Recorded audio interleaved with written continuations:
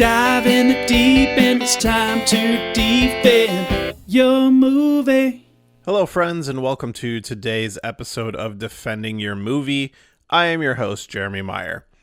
Today is a special episode. I have a guest on the show who's someone that has been in my Twitter mentions for a while. You know, we seem to share a similar sentimentality about the entertainment industry, and it's kind of something that just fell together. But my guest is Russ Burlingame. He's a writer for comicbook.com, an entertainment writer, but he's also a writer of something else, which is a book on the production and subsequent fandom of Josie and the Pussycats, the 2001 kind of forgotten satire. And that it is a movie that kind of didn't really know, or I guess I should say the advertising didn't know what it was when it came out, and therefore is a movie that suffered because of it. You know, it's a story you've heard 1,000 times of studios just not really knowing what to do with movies. But we also kind of dig a little bit into the critic response for this as well and our kind of thoughts on that. But Josie and the Pussycats, you know, based on the popular characters from the Archie comic series, and is the first movie to feature live action Archie characters. It was a movie that, you know, when it came out, I kind of fell into the same hole of not really knowing or caring much about it. And this was my first time seeing it. I had seen, like, at most random scenes from the movie before. And then, you know, kind of years later, finding out that, oh, the movie kind of isn't what I thought it was. It is actually this, like, satire on commercialism in the music industry. And I was like, oh, okay. And this was my first time going back and watching the entire movie and having that perspective on it. And honestly, just really enjoying it and having a good time. But me and Russ, we sit down and, you know, we talk about the film and talk about, you know, why he loves it so much that he, you know, wanted to write a book about it. And, you know, we had a really good conversation. It was nice to finally sit down and talk with him. And I do want to say, wait until the end of the episode, and you can get a special discount code to purchase the book directly from his website, josiebook.com, which all of that stuff is in the show notes, all the links to his social media, to the website where you can purchase the book. But before we get into the actual episode, why don't we clear up all the plugs that we need to get out of the way. So as always, you can visit the Patreon at patreon.com/defending your movie. Defending movie. I am going to do this every episode. I should have just did this all the same. I actually have an image that I have posted on social media multiple times at this point that has the links to everything. And there's actually a link tree now on the social media that has the links to all of these websites. So if you honestly go to Instagram or Twitter and follow me at Defending Movie, the link in my profile is a link tree to everything. So that's the easiest way to get to all my stuff. Yeah, so the Patreon is patreon.com/defending movie. Same as our social media. That's at Defending Movie on Twitter and Instagram. And then check out our merch store at belowthecollar.com/defending your movie. There is actually a new shirt, which, you know, if you want to be a friend of the show, we got a friend of the show shirt. So be sure to pick that up and show your support. Honestly, that's the best way to show support. Because then if I see you out in public, I know you're a fan. I know who you are. But without further ado, let's get into our discussion about Josie and the Pussycats.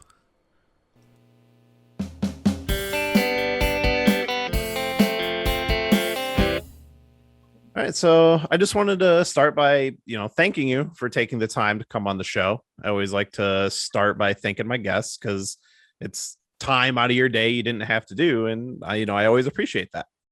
No problem at all. It's one of the things that I've been saying as I've been doing all this is, like, I'm more than happy to talk about the book and talk about Josie with pretty much anybody, because one of the mission statements of this is kind of like getting out there to a wider audience that the people involved with this movie deserve some more credit. Yeah. So, you know, I started this podcast because everybody has a movie like this you know, and a movie that they love, or, you know, many movies that they love that just kind of doesn't get recognition, or, you know, maybe other people don't really care about, but is just passionate to them. What is it about this movie that made you not only love it, but want to write a book about it? Well, there's a few things there. One thing is for my day job, I work in an entertainment news website. I work for comicbook.com. And one of the things that I noticed looking back at some of the like earlier stories about Josie and some of the oral history that they did for the liner notes for the LP and stuff is they didn't cover things in 2000s the way that they do now. So one of the things that's really interesting is I've been saying most of what's in this book would have just come out naturally and organically if the movie came out now, because we cover things top to bottom. Everybody talks about Easter eggs till you die. You know, the smaller websites get offered less like marquee talent, like the sound design and the wardrobe people and all this kind of, so that like every inch of the movie has somebody talking about it. And so part of the thing for the book is literally just applying what I do every day to a movie that I'm passionate about. And the reason I'm passionate about it, honestly, has a lot to do with the people involved.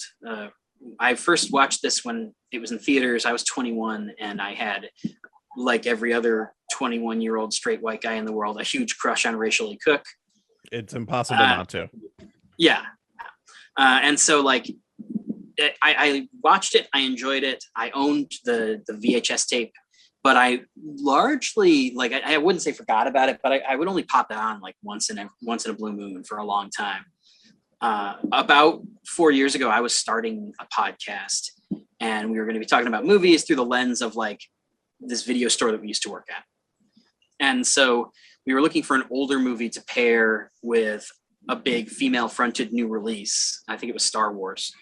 And I thought, well, maybe Josie. And that was in the back of my head. And then shortly thereafter, I saw a thing on social media where Rachel Lee Cook, she was promoting some movie, and somebody called her attention to the fact that, hey, there's like a Josie appreciation thread going on over here. And she like went in and thanked everybody and was super sweet. And she's like, we were so proud of this movie. I'm really glad, you know, blah, blah, blah, blah, blah. And so I always say that was on Reddit. I think that's true, but I also don't want to be fact checked and found out that I'm crazy. So I remember that it happened on social media, and that's all I'll say definitively. Yeah. But in any event, so like that really solidified for me, like, yeah, I should give Josie another look, because I remember enjoying it, but I don't remember it being like the kind of good that 20 years later, the cast and crew are still saying, man, we're really proud of that movie, you know? Yeah.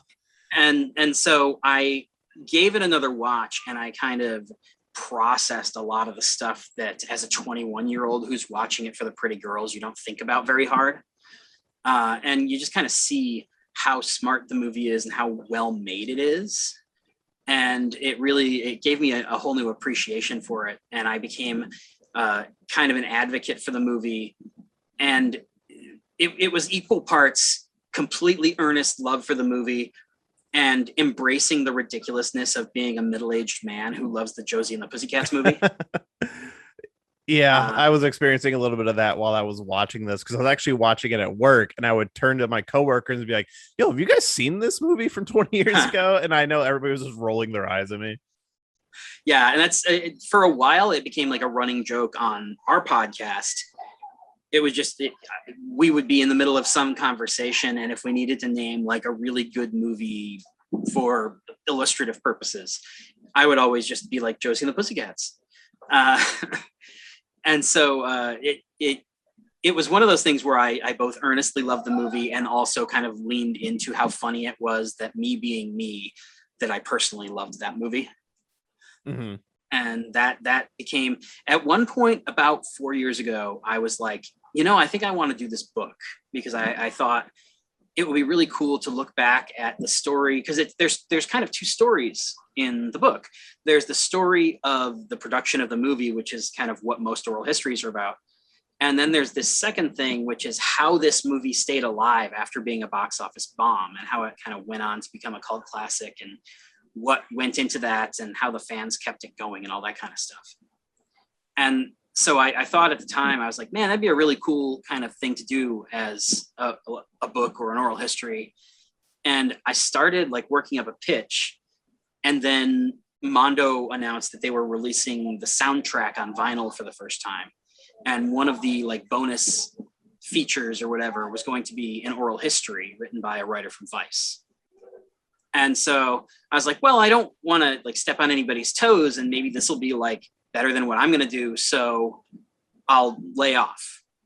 And I got it, and it was very well written, and they got access to a lot of interesting people who honestly gave me a lot of the same quotes, because when you're talking about a 20-year-old movie, people tend to say the same things. Yeah. But it was like, 12 pages. It's what you'd expect for liner notes on a record. And so I started to think like, no, I could do more than this. Not necessarily better than this, because I'm certainly not insulting the work that she did, but like more and a broader kind of perspective. And so I started again, kind of thinking about putting together a pitch. And by the time I was kind of ready to go to my employer, somebody had announced that they were doing a podcast called Josie and the Pussycats, which is the story of the production, reception, and legacy of this movie in oral history form, or not in oral history form, in podcast form. Yeah. And so I basically same thing. It's like, I'm interested in this thing that has a really niche fandom. I don't ever want to be the one who's like cannibalizing somebody else's thing. And so I was like, well, I'll wait. And after the show, if I still think that there's something I can do that they didn't cover, then I'll do my project. And so I listened to Josie and the Pussycats. It was a terrific resource. There's some stuff in there that I would never have known without it. But when it was done, I still was like, no, this isn't exactly what I wanted to do. This isn't the thing I had pictured in my head. So let me do this. And I reached out to the host and the producer of that show just to make sure, hey, because they're journalists and authors. I was like, you're not going to do like a book to follow up the show, right? If I do this, I'm not going to be messing with anything. And they said, no, man, you go do it. And so it's been like this 4-year journey to getting to the point where I started the book. And then it's been about a year since I started writing. Oh, that's super. I'm going to check out that podcast because I love stuff like that. Yeah, and it's terrific, and they do a lot more than I do in the book about the history of the property as animation, even though the cartoon is really what brought Josie to most people's attention. I just kind of glance over it because most of my first chapter is about the comics, and then about a lawsuit between the creator of Josie and Archie Comics that happened in 2000. And then I do talk about the cartoons briefly, but then I move largely right into the movie itself. And so it's certainly, if nothing else, the first 2 episodes of Josie and the Pussycats are terrific resources for like people who want to know a little bit more about the early days of this property. They talked to one of Bob Montana's daughters. Bob Montana is the guy who created Archie and was the guy who drove the house style at Archie Comics for the first like 30 years of the characters. Yeah, so Archie Comics was always like, I am a comics person, but Archie Comics was always a blind spot for me. And to be perfectly honest, the most interaction I've had with that as a franchise or anything is Sabrina the Teenage Witch and Riverdale. And I'm talking the Melissa Joan Hart Sabrina Teenage Witch. Yeah. So were you a fan of the cartoon or the comics when it came out, or was the movie just kind of one of the first things you really got into with this? The movie was the first thing I was really passionate about. Growing up in the 80s and 90s, I saw the show in reruns a lot. In fact, I would argue that because there was only 1 season of Josie and the Pussycats, and then a second season, which was called Josie and the Pussycats in Outer Space. And so there was only 2 seasons. Yeah, exactly. There was 2 seasons total, and then they had an appearance in a Scooby-Doo like TV movie, and that was it. And people who grew up after the shows were over, like myself, really, I thought at least that this show went on forever because it was syndicated in reruns forever. Yeah, I've assumed that about so many of those old shows, and you go back and like, oh, there was like 20 episodes. Yeah, exactly. That's exactly like I I had watched it and enjoyed it, but I also, one of the folks I spoke to in the book referred to the cartoon as Walmart Scooby-Doo. And there's definitely an element of that. It's a Hanna-Barbera cartoon. They use a lot of that same interstitial music and a lot of the same recycled animation techniques. Yeah. So I enjoyed it, but I enjoyed it mostly as a kid, especially kid growing up in the 80s when you didn't have 57 channels. I really, it was less that I really loved it and more that it was something to watch that I didn't actively dislike. Mm-hmm. And so I knew of it from the cartoon, but that's not where I fell in love with it. I really fell in love with it with this movie.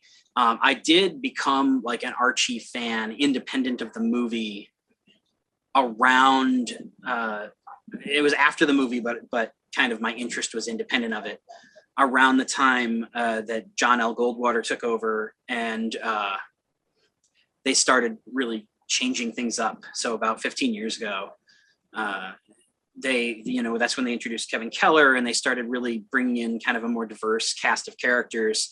They started writing a little bit more towards the comics direct market so that you were writing stories that appealed more to all ages instead of just kids. Ultimately, I think that they had the New Riverdale Initiative, which went kind of completely the other way and was designed explicitly for teenagers. Yeah. But I became a fan of these characters during an era where they were just kind of getting out of the stigma of being exclusively for children and starting to write for, young adults, young at heart, blah, blah, blah, blah, blah.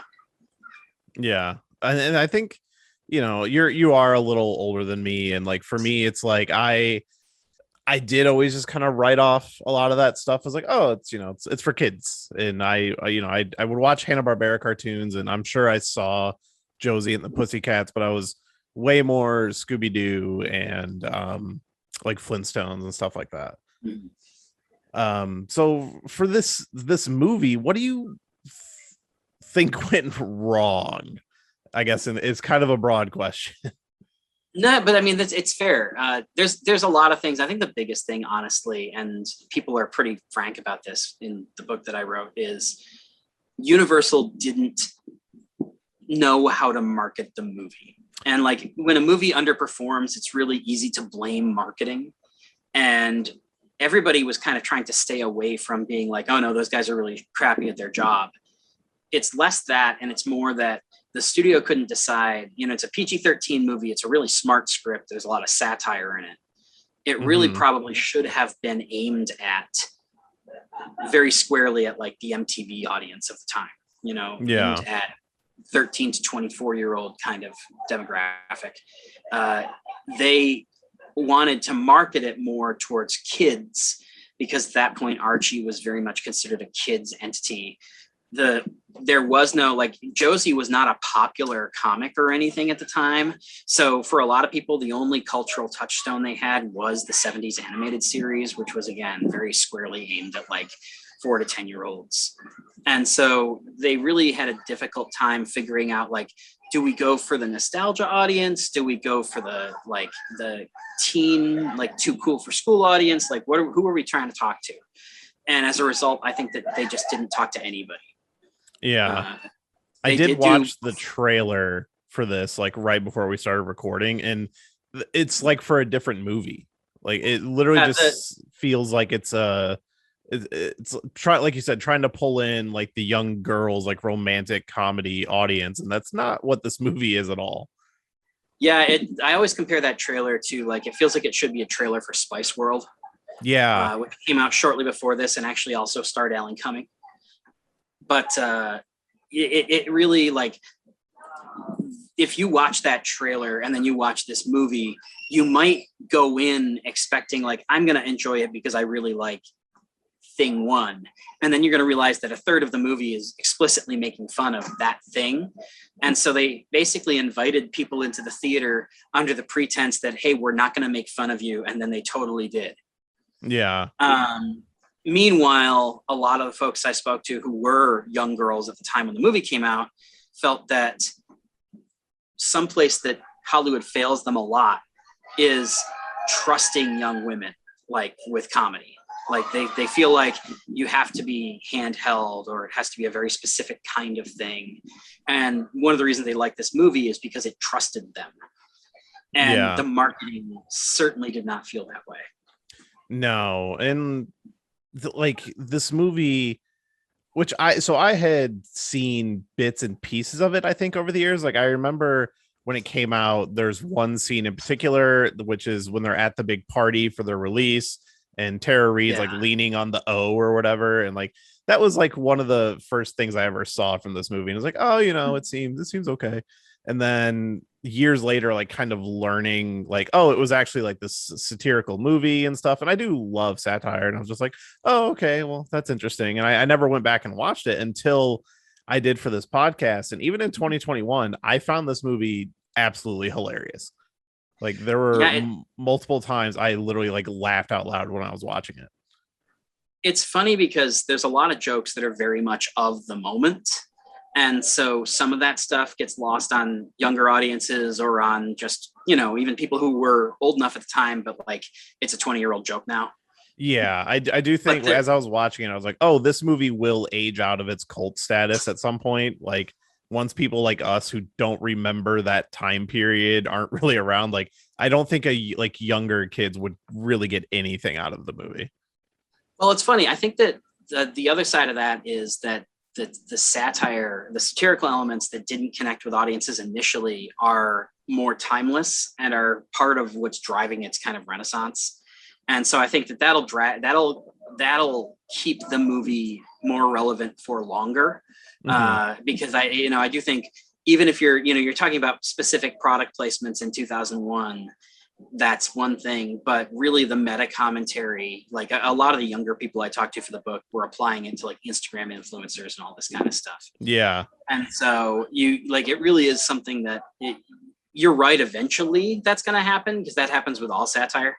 But a lot of the jokes that clicked in 2001 don't click as much now, whereas a lot of the jokes that the audience did not connect with back then are what has made it a cult classic now. And I find that dynamic kind of interesting too. Like, I don't know if you know this, you might be right on the edge of the age where this was on your radar or relevant to you in any way, shape, or form. There's a scene in the movie where Valerie and Melody are being attacked by Carson Daly. Yeah, and Aries Spears. And a big, like during the course of the fight, they stop so that Melody and Carson Daly can flirt. Yeah. Which I think to modern audiences, you just watch that and it seems like she's using being a pretty ditzy blonde girl to her advantage in the fight so that she can beat him up. But the extra layer of that joke in 2001 is that those two were engaged. Yeah, I did learn about this. Tabloid thing. Yeah. They sent me a big box of behind the scenes photos so that I could pull some photos of Debs for the book. And there was a bunch of really cute pictures of Carson and Tara. And I was just like, these are tempting because like they're so of that moment, but I don't necessarily want to share a bunch of like cheerful romantic pictures of a couple that's broken up. Yeah, it's doesn't a weird feel like my business. Gray area. Yeah. But it's really interesting, like stuff like that, where at the time that was a thing that everybody kind of talked about and joked about. But as the movie ages, fewer and fewer people remember it was ever a thing. Mm-hmm. Yeah, I wasn't aware of it until I did, my little bit of research after watching the movie. But like kind of, knowing it now and looking back on that scene, it's like, oh, that's kind of fun and plays into how the real world is kind of portrayed in the movie. Yeah, and it's also one of those fun things where like, because Tara had just come off of American Pie and TRL was like enormous. They were one of the like it couples. They were a huge tabloid sensation. And so the idea of like kind of playing with that and making fun of that, but not openly acknowledging it was a thing that a lot of people were like, no, that really clicks with me. Yeah. Also, the first thing they shot in the entire movie was the scene where Carson's on the set of the real TRL, where he's all bandaged up because Melody beat him up. And one of the funny things about that in a movie that's all about trends and how corporate marketing changes these things on a dime. They shot that at the beginning of the film, and then like 6 weeks later, TRL changed their set so that by the time the movie came out, it was the old TRL set. That's kind of funny. So it's like one of those weird, like, haha, it works in reverse. Yeah. You think they would like be on top of that? Do you think the cast was kind of the thing they were relying on? You know, with Rachel Lee Cook coming off of like, you know, it's a few years, but She's All That was like a huge movie, and I don't know where this was in relation to American Pie for Tara Reid. I assume around the same time. It was so close to American Pie that shooting overlapped on Josie and the Pussycats and American Pie 2. Oh, okay. In fact, the reason that there is a Eugene Levy cameo in this movie which is was great. because, yeah, which is one of my favorite. And I can't remember who was in the script. They had a lot of like ideas for like, maybe it'll be this person, maybe it'll be this person. They weren't really committed to anybody yet. And then they landed on Levy because they realized like, oh my gosh, it's a Universal movie. We have the same production executive. We could actually get Eugene Levy. Yeah. But it was literally like the reason that like that scene is shot on the back lot of American Pie 2. Like those fake sets that he's walking past are actually real sets for American Pie 2. Oh, wow. I'm surprised, honestly, for how many times I've seen those movies. I'm surprised I didn't pick up on the sets. I'm pretty sure that they made sure to like only shoot the back of the set. So all you saw was the flats and you couldn't identify that was American Pie. Because I feel like they probably worried that this is not something they told me, but if I was thinking about it hard, they probably worried that acknowledging the existence of American Pie might break the fourth wall a little bit more than even this movie wanted to do. Which, yeah, they do a couple times. I think the main one being the character stating that, oh, I'm here because I was in the comic book. Yeah. Which is a joke that came up because the directors at one point were like, why are these guys here? Like, there's no reason they would be on this plane. They should have left by now. But they were key to the Josie mythology in the comics and the cartoons. So it was like, no, but we got to have the Cabots with us the whole time. And so the I'm here because I was in the comic book joke is essentially just lampshading the fact that like, yeah, there's really no purpose to these characters narratively. It's just to have these characters that people care about. Yeah, which I've always been a fan of. What's his name? Paulo Costanzo, who plays Alexander Cabot, because I was a fan of the Animorphs TV series. Because that was my favorite book as a kid, which I still have like all of those books in storage. But I was like, oh, he played a character on that show. So whenever he pops up in something, I was always like, oh, what's that dude? And I didn't know he was in this. So even that, watching it now, was kind of fun. Like, there's a lot of really good cameos in this movie. And the Eugene Levy might have been one of my biggest laughs of the movie when he's like, hi, I'm actor Eugene Levy, and then just immediately complains about the cappuccino. Yeah. It's funny. I crowdfunded this book because I needed to pay to get dozens of hours of interviews transcribed.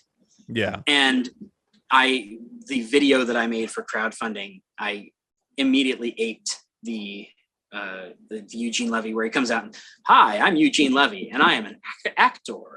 I did that in my video where I was like, hi, I'm Russ Burlingame and I'm an author.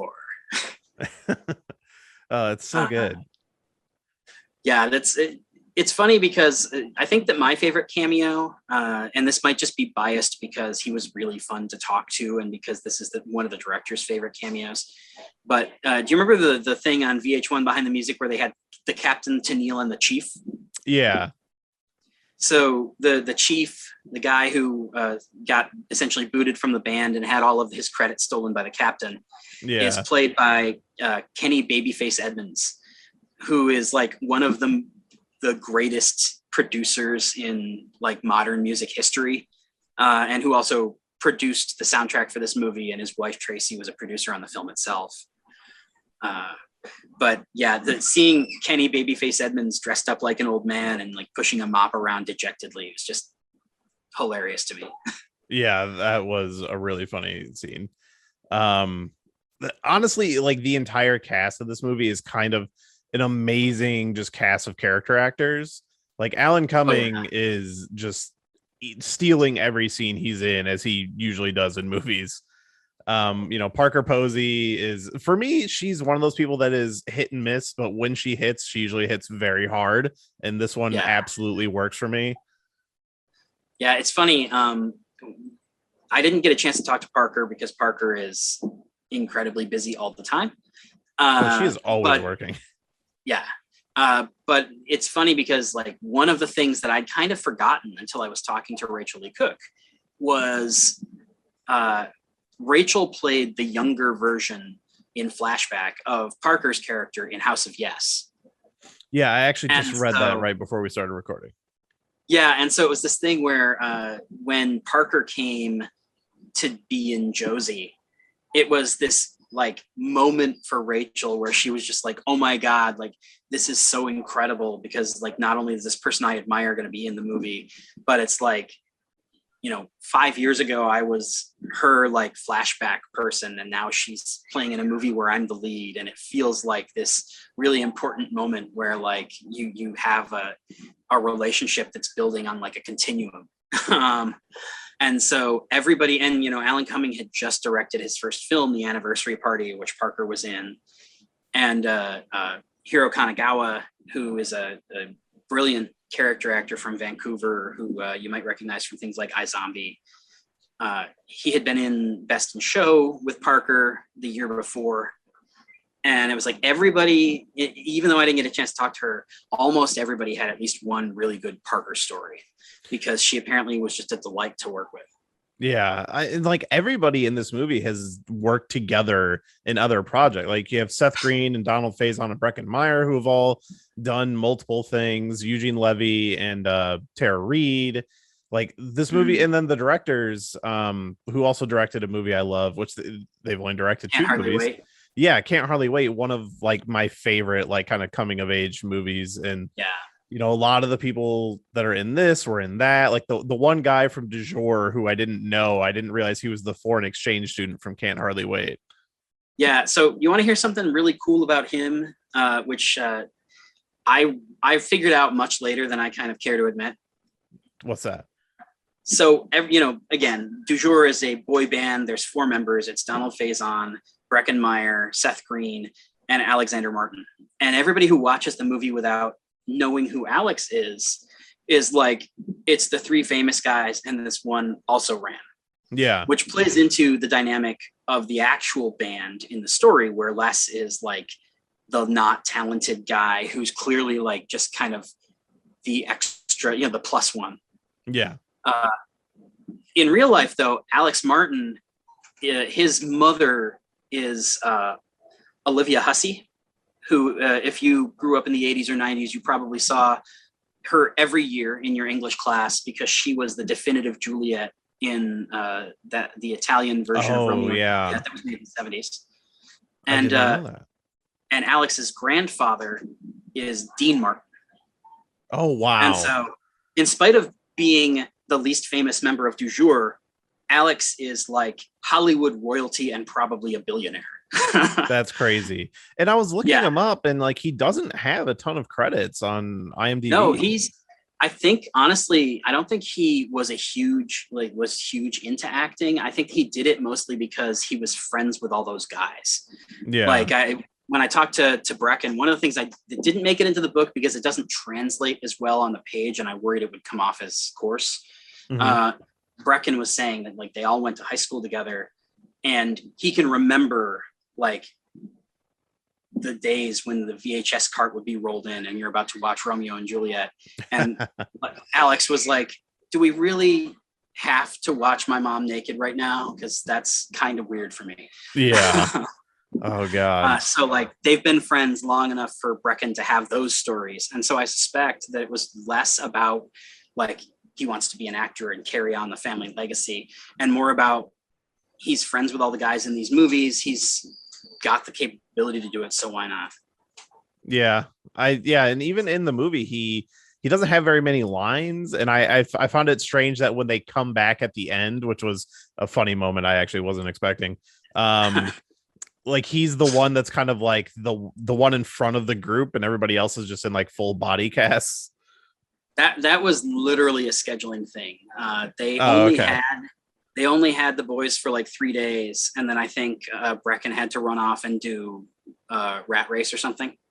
Mm-hmm. And so, which also Rat Race got mentioned in your last episode, I think. Because we were talking about like ensemble cast, which Rat Race. I love Rat Race. But so they had the boys for 2 days. It was basically the day on the tarmac and then the day in the plane. And with Alex, because he didn't have another project coming up, he was able to come back and do, or I think he came early to do that because also Parker had a really busy shoot schedule and they had to shoot her out early.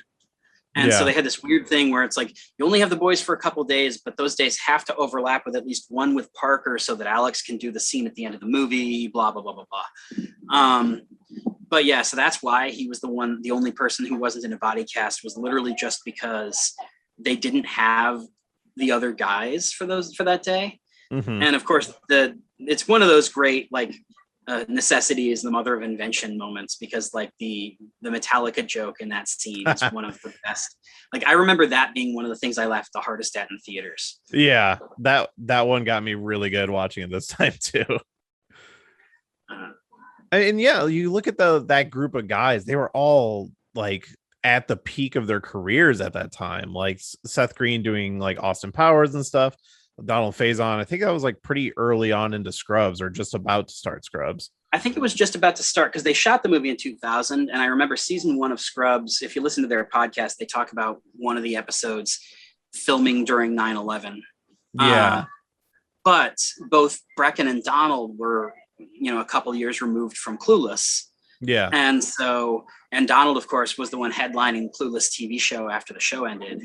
And so I didn't know like, he did the TV show. Yeah, they did it. I think it was 3 seasons of a Clueless TV show. And it was like, not very many people came back, but it was like Donald and Stacey Dash and 1 or 2 other people from the movie. And then a whole bunch of other folks who obviously, they hired just for the show. Yeah. And I know I saw a couple episodes. I remember almost nothing from it. I just know that it existed because Donald talks about it on Scrubs podcast a lot. Yeah. I mean, he would also be post Remember the Titans the year before. Yes. Yeah, that's right. Ironically, I think that the least famous lead in this movie at the time was Rosario. Yeah. She'd done Kids, and I think she might've done He Got Game by then. Yeah. But that was before this. But she was shooting Pluto Nash before this, but then that movie fell into such a morass of trying to edit it to be watchable that Josie, I think, came out before Pluto Nash. So it's like you shot your big blockbuster movie debut, and then your next one, and the next one came out first, and then both of them flopped. And it's kind of a minor miracle that Rosario is still a star today. I mean, was Men in Black 2 her like first big movie? Yeah, I think that might have been the first big movie that was actually a hit, at least. Yeah. The first movie I remember seeing her in, I don't know if anybody even knows this movie, but it's called The First 20 Million Is Always the Hardest. And it's just it's a really strange comedy that I think it was one of those, like, saw it on HBO late one night or something. And it's like Rosario Dawson and Jake Busey and like Ethan Suplee and like a couple other people.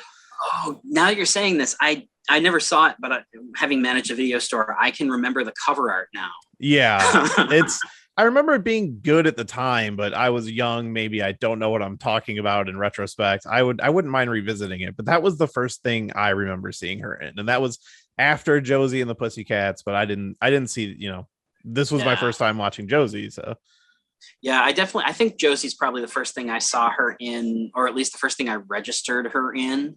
I know that I watched Kids and He Got Game, but I think I watched them both on VHS years later. Certainly Kids was never like as critically acclaimed as it was, it never connected with me in any way. And so I never saw Kids. So yeah, it's funny. I was not a huge fan of that. And then years later, when I was managing a video store, the owner of our store almost got into a fist fight with Larry Clark at a video convention. And it wasn't like content related. It wasn't any, like, it wasn't money. It was literally just like, I think Jim tripped over him while he was bent over. And so literally just like an accident. Yeah, it was literally just one of those dumb, like, two people bump into each other, but one or both took it way too seriously. And then like they came back and his wife was like, you should have seen these idiots. That's funny. One thing that I think that this movie reminded me of that I kind of miss in like modern movies, and maybe it's specifically comedies, is the power of a flip phone. Like, I love Alan Cumming and his phone in this movie, and like so many great moments just come from him opening and closing his phone. Yeah, no, that's definitely a thing. It's funny because it's kind of like slamming the phone down, like slamming the receiver down on an old analog phone. Like, you never get the like anymore. Yeah. I literally have an old phone on my desk just so I can do that. Works out perfect. But yeah, like just hitting a button on a touchscreen isn't the same. Yeah, there's no way to like convey like real rage when you slam on your screen with your pinky finger, because it just, no matter what, you just look like a petulant child. And it's great because if you watch the blooper reel at the end of the movie, there's a shot where Alan's phone breaks in his hands as he's trying to do one of those. I missed that one. And it's just like, yeah, it's the two things. It's the fact that like, oh yeah, I remember when you could do that, and it was kind of a cool, like, it was visually interesting. You know, I wouldn't go so far as to say cinematic because it's still a very small movement, but it was more visually interesting than anything you can do with a touchscreen. But then like you also have the added bonus of like, oh yeah, and then in the blooper reel you see it fall apart in his hands. Yeah. Well, because how many takes they're doing, he's probably just wearing out the hinges on those things. Well, and especially in the one where it broke was the du jour scene, and talking to Alan and Brecken about that scene, like, it was a lot of improv and a lot of messing around and a long day. Oh, it shows. And so like, it's one of those, actually, here's a fun thing that I got to tell members of the cast and crew because I figured it out and they didn't know it. So Olivia Hussey, after Dean Paul Martin passed away, had a moment where she spiraled and had some mental health issues and some drug issues and things. And she eventually found her way out of it with the aid of this guru whose name was Muktananda. And so there's a throwaway joke on the du jour airplane where Donald Faison is complaining about the monkey. Yeah. And he's like, first he pooed on this, then he pooed on this, and then he pooed on my picture of Swami Muktananda. And I didn't, like everybody else, I just assumed that was like a random name or a joke name or whatever for a long time. And then I read Olivia Hussey's autobiography, which she co-authored with Alex. And she talks at great length about her love for Muktananda and how important he was to her life and how like she still sees him in dreams and things. And the next time I watched Josie after that, I was like, holy crap, it's a Swami Muktananda joke. And so that was like 2 days before I talked to Harry and Deb for the first time. And I was like, did you guys know who Swami Muktananda actually was and like the relevance of that joke to Alex Martin? And they were like, absolutely not. That's funny. Yeah. There's the du jour stuff was kind of the moment where I was like, oh, I'm going to love this movie, which, you know, it is the opening of the movie, but obviously so many references to like sex and them possibly being gay with their music. And the one moment that kind of got me on the plane is when Donald Faison, I think he's complaining about the monkey. Like he's like, he keeps playing with my two little balls. And I'm like, are those supposed to be Benoit balls? They were, but that was, he just calls them my two little balls. But also that's one of the things the monkey pooed on. So you were talking about the same joke. The du jour stuff is wonderful. And of course it's funny, depending on the age and awareness level and everything else of the person watching the movie, if you go to TikTok, you can find more than a few videos of girls who are like 30-ish now, who would have been 10 or 12 when the movie came out, who are listening to Backdoor Lover and being like, oh my God, Oh, that's what that was about. Yeah, I want to say I actually, TikTok is my nightly before bed scrolling on my phone. And I'm pretty sure I had heard that on TikTok. So when I watched the movie, I was like, oh, I for sure know what I mean, I know what they're talking about anyway, but like it sounded familiar to me. And now you saying that it's all over TikTok makes sense. Yeah, it's one of those. I mean, I wouldn't say all over, but certainly it's one of those things that I've stumbled across at least 2 or 3, and only one of them was something that somebody directly pointed me at. Yeah. Yeah, that whole sequence, I was just like, oh, like I immediately understood what the movie was, and was also surprised. Funny. Oh, sorry, I didn't mean to interrupt. Go ahead. No worries. You can finish up because my thought can wait. Well, I was just surprised that this being a movie that is an adaptation of a younger skewing comic book and television series of how adult and kind of grown up the nature of the writing was.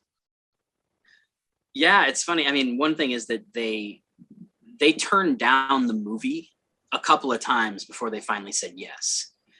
There was somebody at Universal who watched Can't Hardly Wait and was like, no, it's you guys. That's who we want for this thing. We think you're perfect. Yeah. And they were like, they had already written a screenplay for a Very Brady sequel. And then they did a rewrite pass on Flintstones and Viva Rock Vegas. And so they were acutely aware that they didn't want to become those people who just like adapt other people's IP. Yeah. And so it wasn't until they realized like, oh, they're going to give us $25 million to make a studio musical that they finally kind of landed on a take that they liked. The du jour thing that I was going to say before, which is worthwhile because it speaks to one of the things that immediately hooked me about the film, was it's hard to remember this now, but in 2001, it was really uncommon for studios to let filmmakers mess with their opening logo. Yeah. And so the fact that the MGM Lion was still on screen when they started singing Backdoor Lover and everything started to go leopard print, I just remember sitting in a theater in 2001 and being like, oh, it's that kind of movie. Yeah. Because back then, like nowadays, that's super common. But back in 2001, that was like a statement. Yeah, studios are super protective of that stuff, and you get away with it a lot more nowadays. And just the way like opening credits have evolved in movies now, like it's a lot different. But yeah, I did not think about that watching it. That is actually kind of wild that they got away with that.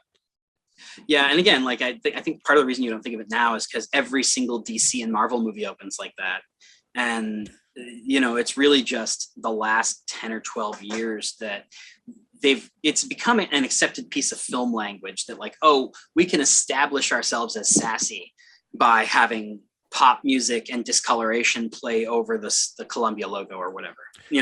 I would say one of the best examples of that honestly I'm surprised they got away with it is the Lego Batman movie, because it's literally just what's his name, blanking from Batman. Arnett? Yeah, Will Arnett.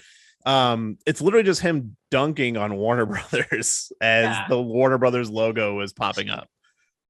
Yeah, my favorite, which isn't quite as subversive, but is also kind of like, I'm kind of surprised they got that, was the Spider-Verse one where they got to flash back and forth between the like 40 different iterations of the Columbia logo. Yeah. Yeah, that movie does a lot of cool stuff in the opening, and like flashing the old like comics code stuff. And yeah, like I like when movies are allowed to get weird with it and do stuff you haven't seen before, even with just their logos.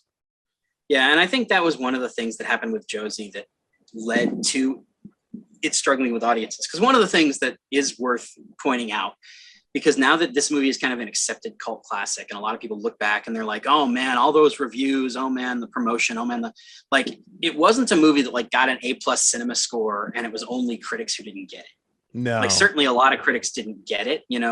Famously Roger Ebert had a review where he said something along the lines of, it's not dumber than Spice World, but it's as dumb as Spice World, which is enough for me. Yeah. I did kind of flip through some old review stuff, and very unanimously seem to just go over every reviewer's head. Yeah, that was the weirdest thing to me. Like it's one thing because again, like with audiences, you kind of expect that a chunk of people won't get satire, even if it Yeah. is like it seems really blatant in this movie. I'm shocked that people didn't get it, but you do kind of It almost expect seemed that like it from was on audiences. purpose with critics. Like they were just Yeah, like that's blatantly ignoring it. yeah, and certainly I do think there's an element of people. I don't know if it would be necessarily blatantly ignoring it, but certainly saying like, "Oh well, that's probably an accident because it's not that kind of movie." Mhm. There was a quote that I pulled from Entertainment Weekly where just before the movie came out, they did a cover story on like the summer movie season, and Josie and the Pussycats was on the cover. And they talked to Rachel, and she had some very articulate quote where they were like, where she was basically like, you know, a lot of people are looking down on this movie because it's based on this cartoon about like girl pop stars. But actually, it's this really smart, really sharp satire about our consumer culture and how people allow themselves to be identified by brands and blah, blah, blah. Like she gave this really good, really articulate, 50-word quote about like why the movie is interesting and important. Yeah. And then Entertainment Weekly followed it up. That quote ends, and the next line from the reporter is, "Yeah, right, with babes in cat suits." And you're like, that tells you an awful lot about how critics were perceiving the movie walking in. Yeah. Something you said earlier about kind of the reason why you wrote the book is because you're basically covering it the way movies get covered now. I do wonder if a movie like this would have been more successful in the modern era of the internet, and that kind of information probably would have gotten out to audiences of what this movie is supposed to be. But like the fact that critics just completely seem to not get it is like suspicious almost. Yeah, it's funny because I agree with you. I think that if it was done today, it would have played a lot differently. One of the big pieces of trivia that everybody who loves this movie knows, but that was almost universally missed in 2001, is the fact that almost every frame of this movie is saturated with branding and product placement, and that's the joke. But none of that was paid for. Yeah, that was something I learned just for like reading like the IMDb trivia afterwards. But some of the reviews you go back and read, and there's like, oh, they're commenting on consumerism, but at the same time, literally have logos in every shot. And it's like, how are you not getting this? But I mean, how are they to know? And then that also, they're not taking again, money? like there is, and I tend not to be a conspiracy theorist. I tend to go with the Occam's razor that people aren't thinking or are dumb or what, but it's really hard to ignore that this movie came out after Wayne's World, and Wayne's World is a very male-driven, adult-driven comedy, and everybody gave them 2 thumbs up for the Pizza Hut scene. And then you do basically the exact same thing, but bigger. Yeah, this whole movie is just that Pizza Hut scene. Yeah, and then everybody uniformly not just says this is too much, you can't do it, but there were a lot of reviews that just didn't seem to get that it was a joke. Yeah, and that's the area where I agree with you. I'm like, that's weird. Like that's not that feels like critics who are going out of their way to be obtuse because this is a movie made for teen girls, and I don't want to seem like I'm overthinking it and potentially get made fun of. Yeah, and I do wonder if maybe the stigma of comedies for women almost perceived as well, if you like that, you're just like a simpleton. And maybe there was a stigma there of whoa, I don't want to be the guy who likes Josie and the Pussycats, which is, as you said, something you reveled in, the fact that you were. Yeah, which again, I mean, I do understand that 20 years ago, it was a different time in terms of... Oh, very much so. I mean, even looking at the du jour scene, there's the joke of where there's a song lyric that alludes to them being gay, and when Seth Green touches Donald Faison as they're about to sing it, he backs off. And the game, the no homo elements of that scene have actually aged remarkably well because they were done kind of empathetically, and the joke is clearly the potential that they're gay is not the joke. The idea that it's this group of people surrounded by a sea of screaming girls who are trying to hide the potential that there might be any kind of intimacy between them is the joke. Yeah. And so, but also that's a microcosm of how men exposed to any kind of feminine energy in 2000 were kind of portrayed and how they reacted. Yeah, and the fact that they don't kind of just throw it in your face is maybe like a little progressive for the time. I had a friend recommend a movie to me that was like one of these 2000 sex comedies that I had always heard was like, oh no, this one's actually kind of good, but is another Seth Green movie, Sex Drive. I'm not sure if you're familiar with that one, but I'm familiar with it, but I've never seen it. Okay, so James Marsden is the main character's older brother, and he is very much kind of like the dude bro, like, hey man, don't be gay, but a lot of derogatory F-bombs in that one. But like it kind of works in that movie because at the end of the movie he comes out as gay. And it's always just like, oh well, it's like weirdly progressive for a sex comedy that came out in like 2004 or 5 or something. Yeah, it's funny.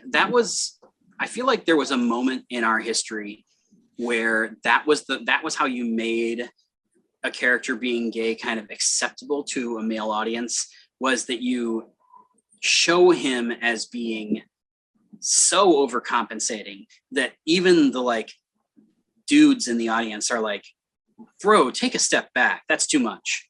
Yeah. And then, the other example is Christopher, oh my gosh, now I've blanked on his name, Chris Cooper's character in American Beauty. Yeah. Where, the like big end of his arc is him going over and kissing Kevin Spacey. Yeah. And it was a very similar kind of vibe in the sense that like you can get away with having a gay character as long as his entire arc is figuring out he's gay. Yeah. Yeah. The whole du journess of it. And actually just saying their name over and over again just reminds me of like how they just keep saying du jour is 4 different things. Yeah. That was Alex's thing. Like almost every line he had in the movie was du jour means something. Yeah. Du jour means friendship. I'm also not sure. Do you know what du jour actually means? I actually, you know what? I just had looked it up. It's in the IMDb trivia, and I forgot what it means. It's of the day. It's basically, that's right. This is the band of the day. This is the band of the moment, and so it's literally a play on their role in pop culture. Yeah, and like it almost is just like the theme of the movie. Like I love them kind of figuring out the whole music thing, and Alan Cumming goes in the things like, oh yeah, we're gonna crash this plane, which what is it, take the Chevy to the levee or whatever, which is about a plane crash. Like it's just all those little kind of moments and comments on the pop culture stuff, I think is the stuff that'll age this movie well. I will say this is something again that like I don't think was on purpose at all, but it kind of plays nicely. The song that includes the lyric "Take the Chevy to the levee" is actually called "American Pie." Oh, yeah. So the Tara Reid connection kind of makes that joke. It's like, oh, you can take that joke one number higher. Yeah. Which, so I will say, Tara Reid is one of those actresses that I have never been big on. And, given kind of the trajectory of her career, I guess it makes a little more sense. But I always was kind of bummed out of like the kind of her character as just being the dumb one in the movie. Mm-hmm. I always just felt like, oh, this movie is a lot more clever than that. And that always felt like maybe kind of the weakest part of the writing of it. I'm just curious how you kind of take her character versus how maybe I did. I think that the thing that they were trying to do, and again, like this is a your mileage may vary thing, but they wanted her to be like a court jester kind of character. Yeah. Where on the surface level, she's just a constant stream of giggles and positive energy and jokes. But then like she has those breakthrough moments of like clarity and kind of high-mindedness where it's like she'll say the most profound thing in a scene and then people kind of ignore it because it's Melody and she's silly. Yeah. There's the moment where they're all in the Starbucks bathroom and Josie says something like, did anybody, do you think there's anything weird about the situation with Wyatt? And she breaks out this whole long, elaborate, essentially psychological breakdown of his character based on the way this he's, has like, my folding favorite his line in the napkins. movie. Yeah. I actually have this written down. Is the way he keeps folding his napkin like he doesn't have any real friends. Like Yes, that yeah. is the line that like made me pause the movie because I was laughing. And so like there's bits like, and that's not the only one, there's a handful. And it's funny because you'll the flip side to those comments is like, if I could travel back in time, I'd meet Snoopy. Yeah. And so like certainly she's definitely the dumb one in a lot of scenes, but the way that they kind of get away with it for me and the way that it was intended is that she's this kind of court jester character where she kind of sees the world in a different way than everybody else, and every now and again she'll bust out with something that's really profound. Yeah. To me, actually, it's funny, this is not one that the filmmakers intended. It was just a happy accident. But even very early on in the movie, when they're watching the news report about Du Jour, she goes something like, but they didn't say they were dead. They said they were missing. I say, let's put on a bake sale and form a search party. Yeah. And of course, towards the end of the movie, when you find out that they're actually alive, it's like, oh, that actually, if they did that, that might have helped. That's true. That would have ended the movie much differently. Yeah, I didn't even put that together. It's like what is it? Like the butterfly flaps. It's the butterfly effect of the movie. If they had just gone out and searched instead. And they did when I asked them about that, they were like, oh no, that was just to show that she's relentlessly positive. It wasn't meant to think that she knows they're actually alive. Yeah. But it's one of those, like, there are a handful of weird little things in the movie where they aren't there on purpose, but the audience can take something away from them anyway. And that, I think, helps it to resonate with audiences in different ways. One of the things that I talked earlier about Babyface's character and the idea that like there's only like 3 major characters of color in this whole movie, and 2 of them are like the ones singled out by the record label for abuse. Yeah. And so a lot of people have seen like race as a major element of that. And like Rosario Dawson's character kind of being the one that's always like pushed aside and like worried that she's getting cut out of the band. Right. And when I asked Harry and Deb about it, their take was essentially, well, we needed that dynamic and it wouldn't work with Melody because she's too positive and too flighty, and she could never have any real animus towards anybody else in the band. Yeah. And so it's like, it's a 3-person band. It only works with Valerie. And so it was really that simple. But people of color who watch and love this movie have taken a very different thing from the script, including Rosario. When I talked to Rosario about it, she was like, oh yeah, I always thought that was there. Certainly, I think Kenny thought that was there because being in this industry, we experienced that crap, blah, blah, blah, blah. And so like, one of the things that's really interesting to me is when you have, there's like text and subtext, and then there's something else. I don't know what you would call it. And I'm sure there's a word for it. I don't know. But it's this thing where like you've created an accidental subtext. Just like a happy accident. Yeah. And so there's a lot of those in this movie where like, and it ranges from just simple jokes. Like there's a joke where there's these girls who were bullies at the beginning of the movie. And once the music starts brainwashing everybody, they show up at Josie's hotel room and they're dressed as the Pussycats and they're now their biggest fans. Yeah. And the girls like slam the door and they're creeped out. And Alan Cumming says something along the lines of, why are you upset about this? Most people have to wait till their 10-year high school reunion to tell off their bullies. Yeah. And then he like does this little like look off to the side. And in story, it's because you'll find out later he was abused in high school and like was everybody's kind of punching bag. And so it's literally just a tip of the hand to who he's going to be at the end. But so many people that I've talked to were like, oh yeah, that's a great Romeo and Michelle joke, because Alan had just done Romeo and Michelle's high school reunion. Yeah, I always forget he was in that. Yeah, and so it's one of those things where it's like, that's not intentional. That's not how they intended it when they wrote it. They didn't know Alan was going to be in the movie when they wrote that line. Yeah. But it's a wonderful little happy accident where people can now take it as like, oh, this is their canon, that Alan Cummings' character from Josie is his character from Romeo and Michelle. It's a cinematic universe I can get behind. Exactly. And then similarly, there's the scene at the beginning of the movie where Melody's holding up the sign that says honk if you love Pussycats. Yeah. But the cat gets obscured by a tree and somebody screeches to a halt in front of her and gets rear-ended. Yeah, that was like watching this for the first time. I was like, oh, I didn't realize this movie was like this. Like, yeah, well, in that scene, the guy has red hair. And since the movie takes place in Riverdale, there have been a lot of fans who were like, oh, that's Archie. Like, that's the Archie cameo. Yeah. And when I asked the directors, they're like, no, we didn't even pick that stuntman. It was a stuntman. If he looks like Archie, it's probably because we like put him in a Letterman jacket to make him look younger because he was 40. And it was weird that he would be creeping on Tara Reid. Yeah. But again, it's this nice little thing where like a certain percentage of the fans are like, oh yeah, this is the first Archie movie ever made. Of course, Archie's going to have a cameo somewhere.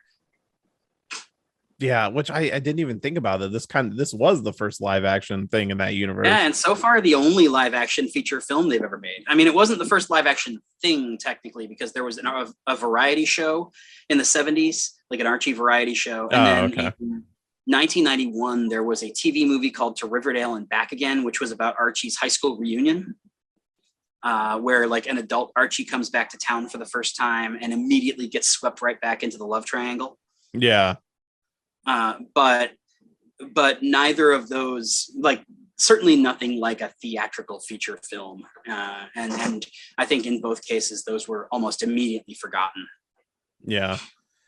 So, I know you got to get out of here really soon, but I feel like we can't walk out on Josie and the Pussycats without talking about the music a little bit. Mm-hmm. Because honestly, this falls right into my genre of like that age. Like, I was listening to a lot of music of this, and like I ended up buying songs on the soundtrack right after I watched this movie. We were talking a little bit before the show about the band that kind of did the music, which I now Letters to Cleo. Letters to Cleo themselves didn't do the music, but Kay Hanley, who's the lead singer for that band, is the singing voice of Josie. I can't go into it without spending 10 minutes of your time, but I will say, if you read the chapter of the book that's about the soundtrack, the road to landing on Kay as the voice was a long and bumpy one. And really? At one point they had another girl who they thought was going to be perfect, but she was like a young Black woman with like a gospel type of voice. And when they put Rachel Lee Cook in front of it, they were like, literally nobody will ever believe that's her voice. And then they landed on Kay, but they were still kind of flirting with the idea of other people. And eventually Kay found out and left. And Babyface had to call her at home and be like, come back here. You have the job. Stop. Yeah. And so like that was crazy. But yeah, in the writer's room who worked on these songs was just bananas. Adam Schlesinger from Fountains of Wayne, who wrote the main single of the book, is the guy who, in addition to being from Fountains of Wayne, he's the guy who wrote That Thing You Do. The movie. The Tom Hanks movie. No, he didn't write the movie. He wrote that song. Oh, okay. But yeah, he wrote the so like between that and Three Small Words, it's like, he's got two of the hookiest pop songs in like movie history. Yeah, like Three Small Words has literally been stuck in my head since I watched this movie. And then you had like I said, Kay Hanley was in the writer's room. She wrote one of the songs, Shapeshifter, which is only on the soundtrack. It's not in the movie. But then, or you know what? I'm wrong, by the way. Adam wrote "Pretend to Be Nice," which is the main single from the movie. Yeah. Three Small Words is just the catchiest song, and that was actually I'm sure the writers' room had input on it, but it's technically written by Harry and Deb, the directors. Yeah, that is incredibly catchy. But Pretend to Be Nice, also a very good song. Like I went and Yeah, bought Three Small Words, but I was hovering over Pretend to Be Nice, and I was like, oh, maybe another day. But I will yeah. probably end up They with that one also too. they had Jane Weedland from the Go-Go's, who, as I told you off mic, is the singing telegram girl from Clue, was in the writer's room. And then Adam Duritz from Counting Crows, and Anna Warrenker from this kind of indie 90s band called Bat Dog.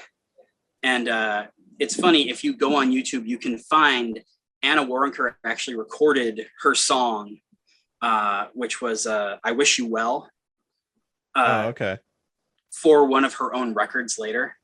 Oh, And nice. so there are a couple of songs from the Josie soundtrack that have been covered by the people who wrote them years later. You know, there's a video out there someplace where Schlesinger is playing Pretend to Be Nice, and his whole intro is basically just a joke where he's like, hey, this movie that bombed, isn't that the biggest movie you've ever seen? Clearly you know this song. That's funny. But and Schlesinger also had ties to one of the oddest things that I did with the book, which was I had a long interview with a Simpsons writer named Tim Long. And Adam was friends with Tim Long, and they were working on a project when Adam passed away. He died of COVID last I think, April. But Tim had written this episode of The Simpsons called New Kids on the Block, where Bart gets recruited into a boy band that is secretly using subliminal messages to recruit people for the army. Sounds familiar. And that episode came out 2 months before Josie came out in theaters. So really? Neither could possibly have been influenced by the other. It was a total weird coincidence that they had basically the same plot. And so I it's one of those things that comes up in trivia all the time. People are like, oh yeah, do you know there was that Simpsons episode that was basically the same story? And like it starred NSYNC as the guests. Yeah. And so I like reached out and I was just like, hey, would you be willing to talk about Josie and the Pussycats? And he was like, actually, I have a really fun story about that I've never told anybody, because as far as I can tell, I'm the only person who's ever asked Tim Long, hey, isn't it weird that your episode's exactly Josie and the Pussycats? But he was very young when that episode aired. And when he read The Simpsons did the same thing better, he was young enough to not quite know how things work, and legitimately was like, oh shit, they stole my idea. Yeah. And so he didn't watch the movie for years because he was like, no, screw those guys. And then like he had a girlfriend a few years back who was like, no, you sit down and watch this movie with me, it's terrific. And like they watched it and he was like, this is such a delightful movie, I love it. And like now that I'm a little older and I know how the industry actually works, I know that there's no way either of us could have stolen from the other. Like, yeah, it was just the Armageddon and Deep Impact of their time. Exactly. And you know, but it's funny because Tim has like in the years since, like he was a head writer for Letterman for a while. He's incredibly accomplished. But when I was like, hey, do you want to talk to me about this movie you had nothing to do with? He gave me like an hour and a half of his time and a bunch of great Simpsons anecdotes. There's a bunch of stuff that he told me that didn't even end up in the book because it's an oral history. So like you got to follow a timeline, at least loosely. And like, I don't have a lot of room for Simpsons distractions, but I am 100%. I'm actually releasing an ebook that is a companion to Best Movie Ever. And what that's going to be is basically, here's all the really good stuff that didn't make the book for practical reasons. Yeah. And so that's going to be in there, and a bunch of the conversation I had with Tom Butler, who plays Agent Kelly in the movie. And he's a lot of fun. He is so much fun. And it's funny because Tom loved Josie, and he loved specifically the line he got to deliver where he came in and said, holy shit, that girl's got a skunk on her head. And he not only told me 2 or 3 times how much he loved that line, but clearly it's something that has come up in other conversations, because when I was talking to Hiro Kanagawa, Hiro was like, yeah, and I've been friends with Tom Butler for years. And Tom always tells me how much he loves that line, holy shit, that girl's got a skunk on her head. And the thing about it is, I talked to Hiro 2 months before I ever talked to Tom. So it's not like I talked to Tom and then he mentioned the book to Hiro, and Hiro was like, oh yeah, he's been talking about that the last couple. No, it's like he mentioned this enough times in the intervening 20 years that's what Hiro Kanagawa remembers from Tom. It's always but also, like we Tom's remember these movies. Oh, I'm sorry. I was just he's a great character actor. Like one of the things that I'm gonna put in the like little companion book that I'll share with you here, because I think it's a cool story. He plays one of the main girl's dads in Freddy versus Jason. Oh yeah. And there's a scene where he has to break down the door to try to wake her up so Freddy can't get to her. Mm-hmm. And apparently they only had one door, so there was only basically one take for this. Yeah. And they locked it on him, and so while breaking the door down, he injured himself, like, oh, wonderful, a finger, and scraped his face up. And that's the take that's in the movie because they didn't have another door to break. Yeah, it's like this is it. This is what we have to get it in one. Yeah. So like weird things like that, I'm like, man, I love stuff like that. And like the idea that like I got a really cool random Freddy versus Jason anecdote in my Josie and the Pussycats interview. Yeah, just the weird osmosis of Hollywood. Oh yeah, I talked to Maddie Libatique, who was the cinematographer on Josie, and he's gone on to be a huge deal since, because he works with Darren Aronofsky all the time, and he shot the first 2 Iron Man movies and Birds of Prey and a bunch of stuff like that. Oh wow. And when I was talking to him about how he ended up on Josie, because he had just come off of Requiem for a Dream and then Tigerland and then Josie and the Pussycats, and I was like, how'd that happen? And he was like, oh, it's because Darren was supposed to be doing Batman, and Darren Aronofsky wanted me to shoot Batman Year One, but I was worried that Warner Brothers was going to say I didn't have enough studio experience. So I took a big flashy studio movie that was clearly meant to be a big like commercial success, because I wanted to show that I could shoot like a regular movie that wasn't hyper stylized. And then A, this movie was hyper stylized. B, it was a flop, so it probably wouldn't have helped him. And C, by the time Josie was done, Darren had passed on Batman. Yeah. But it's like, here's a window into this moment in time where it's like, yeah, Matthew Libatique ended up shooting Josie and the Pussycats because he wanted a Batman job. That's funny. That Darren Aronofsky Batman was the first episode of my previous podcast, where we would look at scripts for movies that never happened. Oh, nice. I'll have to check that out, because I just yesterday bought a book about the best movies that never happened. I can't remember. Underexposed, it's called. Okay, yeah, I'm gonna look that up, because that was my previous podcast, which it's the same podcast feeds while those episodes are there. So anybody listening can go check out those episodes. That makes sense, because I did notice that prior to your first episode, you had the Zack Snyder's Justice League thing. Yeah, that was like the last episode of the previous podcast. Is we did the review for the Snyder Cut, but it was the shelved film podcast, and it was all about reading screenplays and stuff, and it just was too much work for a day job. So it's funny, because I don't think I ever listened to your show, but I did follow you guys on Twitter because you guys were so cool. Oh, well, I appreciate that. Yeah. No, it was a fun podcast, and I'm still trying to continue that stuff on the Patreon here, but it just became way too much work to read the script, get a guest to read the script, and then find time to record and stuff. And so I was like, this is a lot more fun and just easier to do. Like, hey, anyone can watch a movie and talk about it, but not everybody can write a book about a movie. Yeah. It's funny. One of the people I talked to for the book is this guy, Dave Baker. He's a comic book artist, but he also has a podcast called Deep Cuts, which is about like weird pop culture stuff. Like he has an episode about how Christopher Nolan's brother is wanted for murder in Central America. Oh, wow. I didn't know that. Yeah, he actually got convicted, but then the US essentially swooped in and rescued him. And so like, I can't remember what country it is that he's wanted in, but like there's a place he can't go back to. That's wild.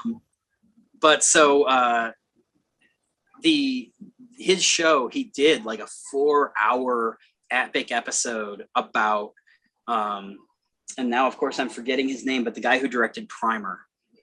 And how after Primer, he has these 2 wildly creative, insanely ambitious, unproduced screenplays that he could just never find, like never get the money for. Yeah. And so they did like a 4-hour thing where they basically looked at both of those scripts and all 3 of the movies he's actually made, and were like, so what's this guy's deal? That sounds awesome. I'm gonna check that out. Yeah, I'll send you a link to that episode. They Deep Cuts, actually, that podcast is one of the fake corporate sponsors that I have for the book. Each chapter is presented to you by a new company or entity. Oh, nice. Because even though I got no money from any of those people for advertising, in the same, I'm writing a book about Josie and the Pussycats, so there were certain things I had to do. I have fake corporate sponsors. I have a subliminal message planted in my introduction, and then I have a Mr. Movie Phone style additional subliminal message that I had my book designer put in, that talks about how she's too good for me, and wouldn't it be cool to be as pretty and popular as she is? That's funny. I mean, life imitating art. Yeah. I figure I talk about a lot of serious stuff in the book. I talk about the movie seriously, but I still wanted to have some level of fun and some level of kind of acknowledgement that, like, we're doing a book about the Josie and the Pussycats movie.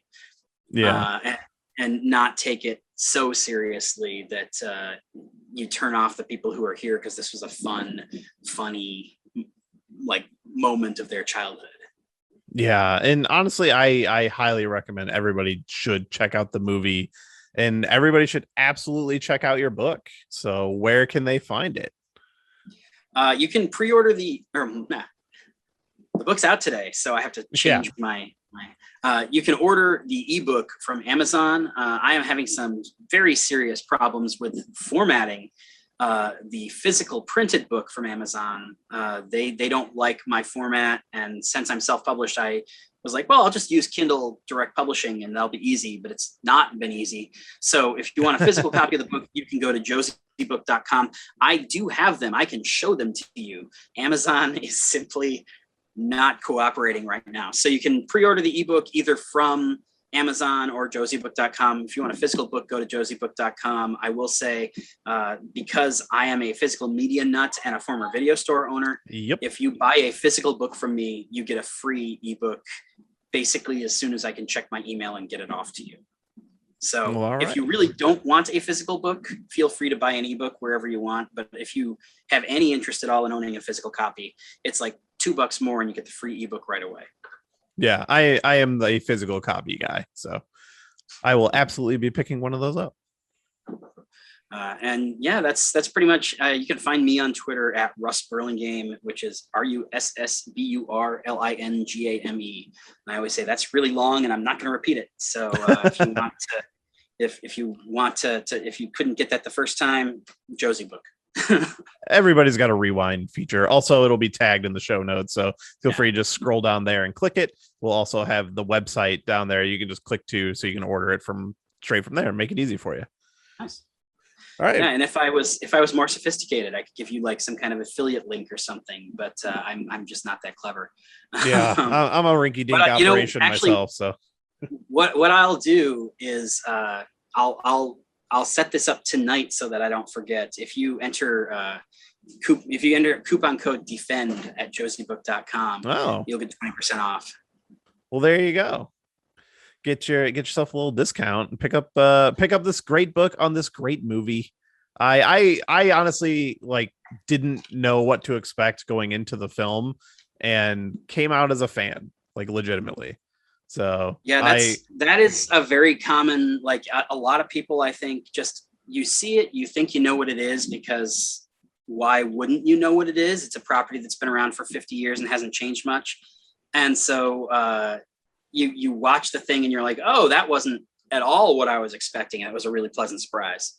Yeah, that was easily my experience with it. But, I bought it. I bought a digital copy to watch it for the show, and I've ended up with some pretty crummy movies for that same reason. But this is one I'm like, oh, I will 1,000% watch this again. All right. Well, thanks so much for having me on. It's been a pleasure getting a chance to actually speak with you in person instead of on the internet. Yeah, we've been in each other's mentions for a while. It's nice to sit down and actually talk to you.